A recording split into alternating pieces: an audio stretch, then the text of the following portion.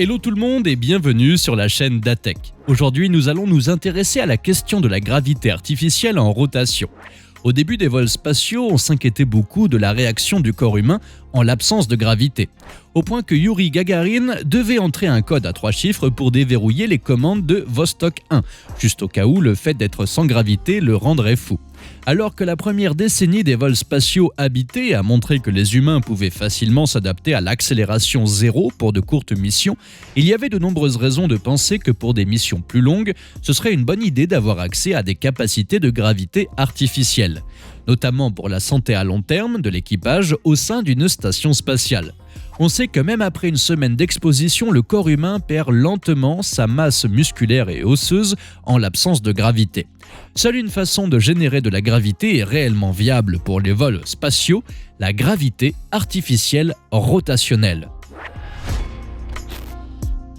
Et en effet, l'idée de grandes stations spatiales rotatives a été évoquée pendant les décennies avant que quiconque ne vole dans l'espace. Mais une vie plus tard, nous ne voyons toujours pas de station spatiale rotative. Pour comprendre ce qu'est la gravité rotationnelle, il faut comprendre que si vous avez un objet qui se déplace dans un cercle, vous avez besoin d'une force qui pousse vers le centre. Et cette force doit être proportionnelle à la masse, au rayon du cercle multiplié par la vitesse angulaire au carré. Donc maintenant, si vous voulez générer une gravité semblable à celle de la Terre, 9,8 mètres par seconde, avec une structure de 10 mètres de rayon, soit environ 9 mètres, vous devez la faire tourner à environ 1 radian par seconde, soit environ 9,5 tours par minute. Il ne faut toutefois pas confondre les forces centripètes et centrifuges. Quoi qu'il en soit, les installations à force centrifuge sont utilisées pour l'entraînement des pilotes et des astronautes. Et ce, pour qu'ils apprennent les techniques d'adaptation au moment où ils ont affaire à ça, notamment pour s'assurer que le corps est capable de le supporter et que la combinaison fonctionne correctement. Mais ce type d'entraînement dure quelques heures, alors que si cela devrait se développer dans une station spatiale, cette situation durerait des semaines ou des mois. Mais on sait que cette force centrifuge peut avoir des effets secondaires sur le corps humain, comme c'est le cas avec le mal du transport.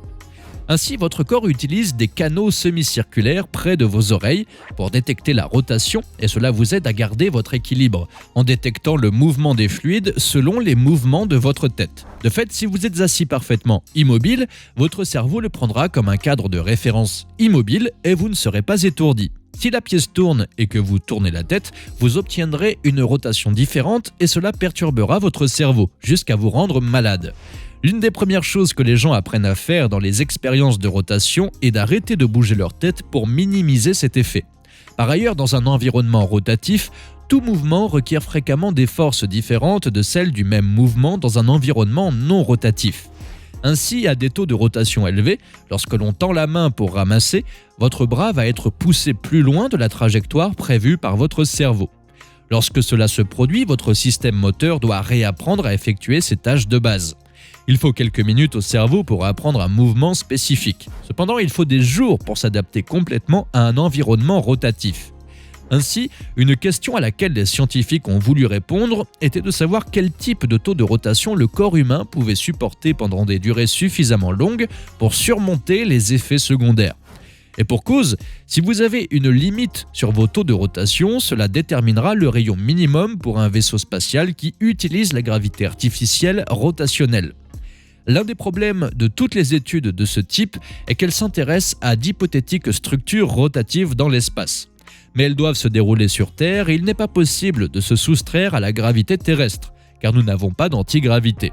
Ainsi, un type de test est la pièce rotative où elle est tournée autour de son axe vertical comme ceci. Les recherches ont commencé il y a longtemps. En effet, le laboratoire de recherche médicale américain a construit une salle rotative lente en 1958 qui mesurait 10 mètres de diamètre et il y avait des quartiers d'habitation pour les tests de longue durée de plusieurs semaines. À un certain régime, les gens pouvaient fonctionner avec très peu d'adaptation, mais un plus grand nombre de sujets commençaient à souffrir du mal des transports. Au début, lorsque la pièce tournait à environ 3 tours par minute, tourner la tête était la chose qui déclenchait vraiment le mal des transports. Et à partir de là, les gens pouvaient s'adapter en faisant tourner la pièce de plus en plus vite. Et ils pouvaient apprendre à gérer des taux de rotation beaucoup plus élevés, bien que quelques personnes ne pouvaient pas s'adapter et finissaient par utiliser fréquemment les sacs de vomissement. En Union soviétique encore, ils ont fait des expériences similaires en utilisant des chambres rotatives, et ils sont arrivés aux mêmes conclusions. Mais la chambre rotative est bien différente qu'un vaisseau spatial qui tourne pour fournir une gravité artificielle parce que l'axe de rotation est parallèle au sol. Mais cela n'est pas réalisable sur Terre à cause de la gravité omniprésente de la Terre. Cependant, des tests ont été effectués sur de grandes centrifugeuses avec des espaces de vie entiers à l'extrémité et une vitesse de rotation suffisamment rapide pour incliner le sol afin de fournir une surface non inclinée aux occupants. Et cela signifie que non seulement l'espace tourne, mais que vous avez également affaire à une gravité plus forte à cause des forces de Coriolis. Bien que le système d'ascenseur soit aussi une autre chose intéressante, se déplacer radialement est vraiment difficile parce que les forces de gravité changent rapidement.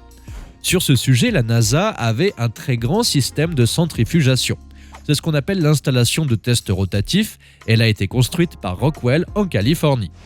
D'un côté, il y avait une zone d'habitation de 12 mètres de long sur 3 mètres de large. C'était en fait une section d'un avion et les gens y vivaient pendant une semaine à la fois. De l'autre côté, il y avait le mur de marche, un mur vertical avec des harnais pour soutenir les gens. Ainsi, ils pouvaient se tenir latéralement sur ce mur et simuler la montée et la descente d'échelle. Parce qu'encore une fois, c'est une chose qui était assez compliquée à apprendre pour votre corps dans ce type d'environnement. La seule expérience qui a réellement fourni une gravité artificielle est le Cosmos 782. Ils avaient des plantes et des animaux dans des conteneurs à différentes distances de l'axe de rotation, et cela leur a permis de comparer différents environnements gravitationnels simulés. Ainsi, il s'agit du test de gravité artificielle le plus important jamais réalisé dans l'espace. C'est également remarquable car c'est la première fois qu'une expérience spatiale a rassemblé des scientifiques de nombreux pays dont les États-Unis et l'Union soviétique.